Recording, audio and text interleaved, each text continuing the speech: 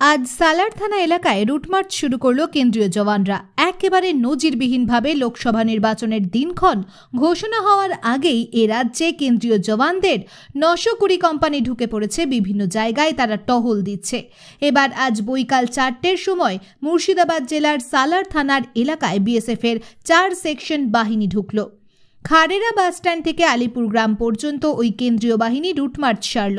এই কেন্দ্রীয় বাহিনীর নেতৃত্বে সালার থানা ভারপ্রাপ্ত আধিকারিক কাউসার হোসেন মণ্ডল তারা বিভিন্ন এলাকায় ঘুরে ঘুরে মানুষের সাথে কথা বলে মানুষকে অভয় দিলেন। ভোটের আগেই কেন্দ্রীয় বাহিনী ঢোকায় এলাকার মানুষ অনেকটাই আশ্বস্ত শান্তিপূর্ণ ও অবাধ নির্বাচনের জন্য।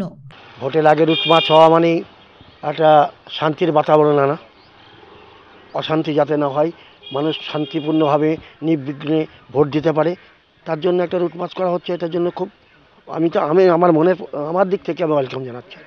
এই 62 বছর বয়সে এখন পর্যন্ত খানেরা গ্রামে ইলেকশনে কোনো দিন কোনো ঝামেলা হয়নি।